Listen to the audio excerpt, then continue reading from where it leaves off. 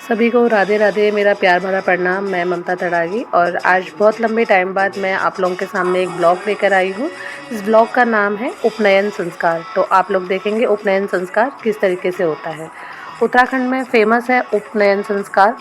ये एक जनेऊ प्रथा है और बिल्कुल शादी की तरह इसमें पूरा प्रोग्राम होता है 2 दिन का। तो यहाँ पे मैं आरव की ताई और आज हम आए उसके जनेऊ संस्कार में। तो मैं रेडी हो चुकी हूँ पहाड़ी लुक में और मैंने नथ वेयर नहीं करी है क्योंकि हम बाहर से आए हैं तो हम लेकर नहीं आए। बाकी मैं अभी दिखाती हूँ आपको। तो यहाँ पे मैं सभी अपने व्यूवर्स को यहाँ पे जानकारी देना चाह रही हूँ। हम आए हुए हैं गाज़ियाबाद अपनी मामी सास के घर। मेरी मामी सास के पोते का आज जनेऊ संस्कार रखा गया है और मेरे देवर का बेटे का नाम है आरव, जो अभी ब्लॉग के माध्यम से मैं आपको दिखाऊंगी, जिसके जनेऊ संस्कार में हम यहाँ गाज़ियाबाद आए हैं।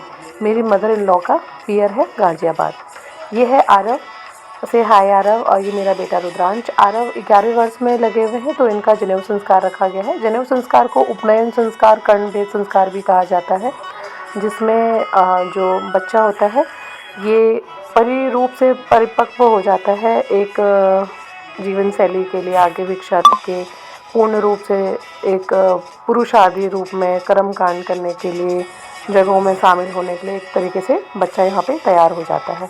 यहाँ पे आरव की नानी है, बहुत प्यारी सी हमारी ये जो ताई जी हैं, ये आरव की नानी है।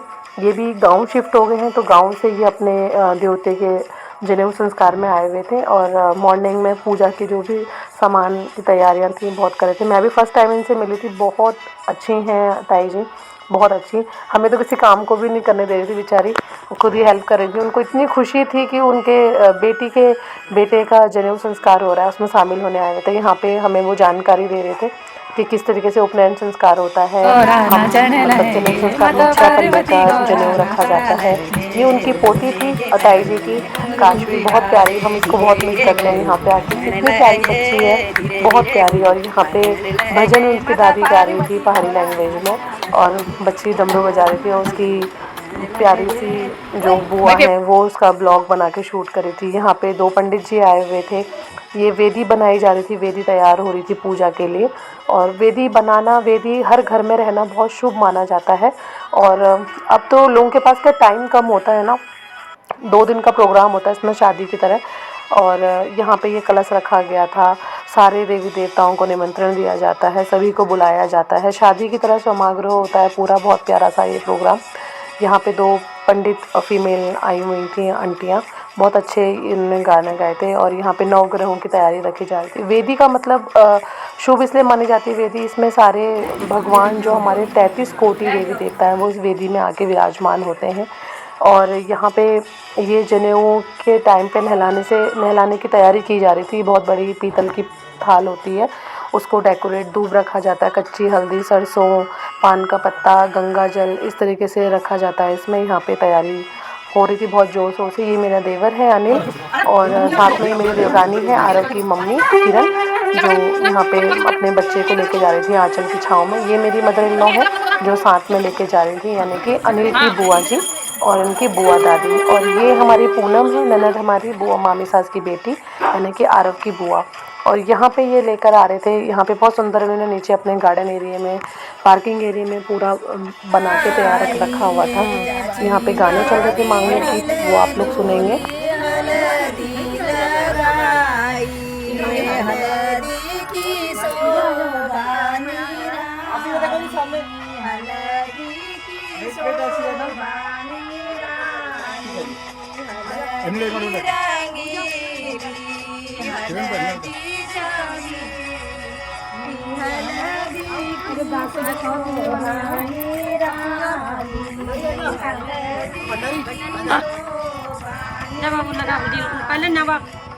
और यहाँ पे जोड़े के साथ सभी लोग आरव को शुभकामनाएं दे रहे थे। ये गर्म पानी रखा जाता है गुनगुना, जिससे 5 बार फीमेल्स जो होती हैं जोड़े के साथ वो बच्चे को स्नान करवाती हैं। उसके बाद हल्दी और पिसा हुआ सरसों बच्चे को तेल के साथ लगाया जाता है, उसके शुभ जीवन की कामनाएं करते हुए, आशीष देते हुए।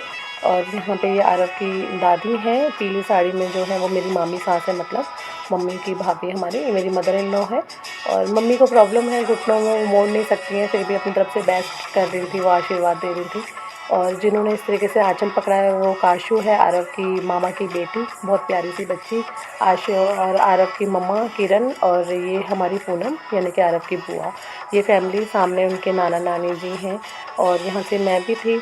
और काफ़ी सारे लोग हैं यहाँ पे, उनकी फैमिली के अपने जानकार हैं और रिलेटिव्स आए हुए थे। ये हमारी देहरादून से नानी सास आए हुए हैं, मेरे मम्मी की जो मदर इन लॉ, मतलब मेरी मदर इन लॉ है, उनके चाचा चाची, आरव के छोटे दादा दादी। तो ये लोग गांव से आए हुए हैं, देहरादून सिटी से, तो ये भी आशीर्वाद दे रहे थे।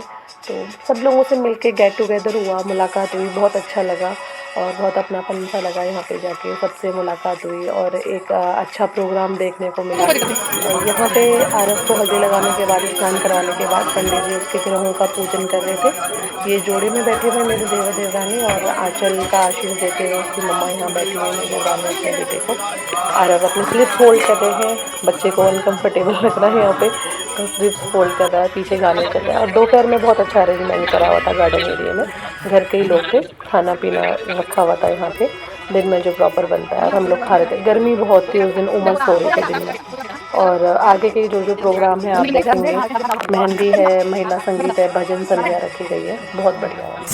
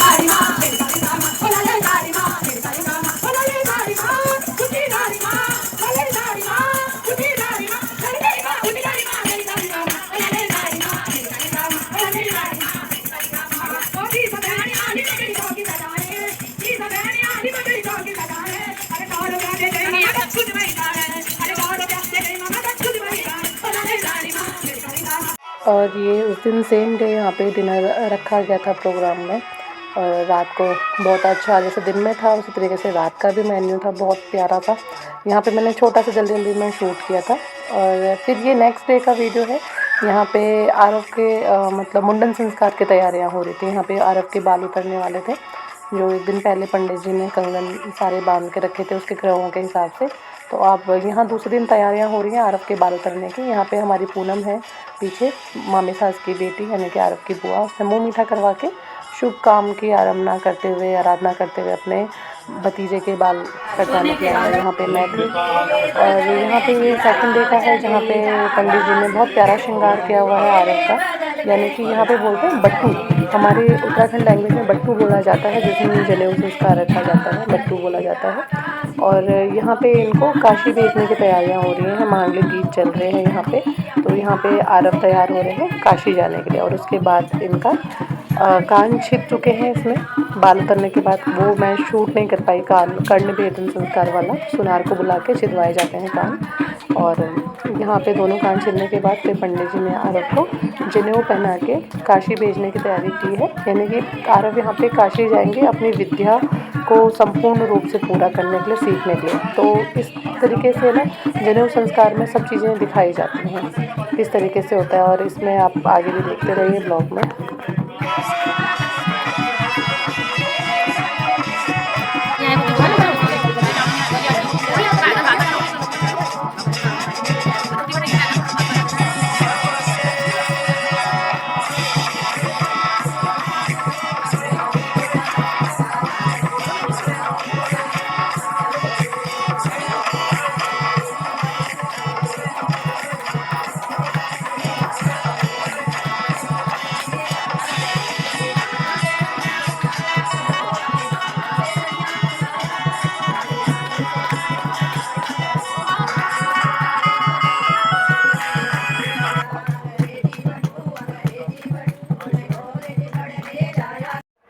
ये क्लिप थोड़ी सी आगे पीछे हो गई है। यहाँ पे पहले क्या होता, पंडित जी आरव को तैयार कर रहे थे काशी भेजने के लिए, तो ये थोड़े से आगे पीछे हो गए हैं। फिर यहाँ पे आरव को संस्कार दिए जा रहे थे, किस तरीके से एक गुरु अपने शिष्य को ज्ञान देते हैं काशी में।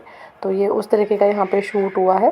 ब्लॉग में आप देख पा रहे हैं, यहाँ पे सारे ही फैमिली मेम्बर्स हैं करके, तो ये देख रहे थे। और यहाँ पे बट्टू को क्या होता है, काशी में जब जाता है वो भिक्षा लेने के लिए, तो अपने भरण पोषण के लिए द्वार द्वार जाके काशी में भिक्षा मांगते हैं बट्टू। तो इस तरीके से यहाँ पे उनका वो रूप दिखाया गया है। सभी लोगों ने यहाँ पे हमारे प्यारे से आरव को दान दिया है, यानी कि भिक्षा दी गई भी है। तो ब्लॉग के माध्यम से आप लोग ने ये जानकारी ली।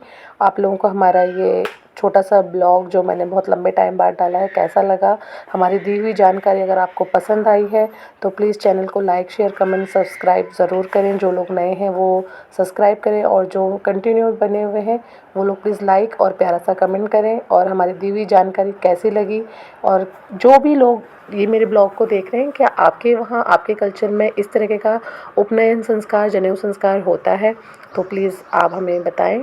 और हमारा बनाया हुआ ब्लॉग आपको कैसा लगा, हमारी छोटी सी कोशिश, तो उसको भी आप हमें ज़रूर कमेंट करके बताएं। और ब्लॉग को बनाए रहें। थैंक यू, धन्यवाद। नेक्स्ट ब्लॉग के लिए बने रहें हमारे साथ। धन्यवाद। भी काफ़ी लोग ये पूछ सकते हैं मेरे से कि भाई बट्टू क्या होता है, क्या उपनयन संस्कार के बाद बच्चे को बट्टू कहा जाता है। जिस तरीके से शादी के समय दूल्हा जब तैयार होता है उसे बन्ना बोला जाता है, वर बोला जाता है, उसी तरीके से जनेऊ संस्कार के बाद बच्चे को बट्टू का रूप दिया जाता है, यानी कि वो बट्टू के रूप में तैयार हो चुका होता है। तो आई होप आप लोगों को हमारा दी हुई जानकारी अच्छी लगी होगी, और ये हमारे कल्चर में किस तरीके से होता है, क्या होता है, और हमने पूरी कोशिश करी है आपको ब्लॉग के माध्यम से बताने के लिए। तो प्लीज़ अगर पसंद आया है तो लाइक शेयर कमेंट ज़रूर करें। नेक्स्ट ब्लॉग को हमारे साथ देखने के लिए बने रहें। धन्यवाद।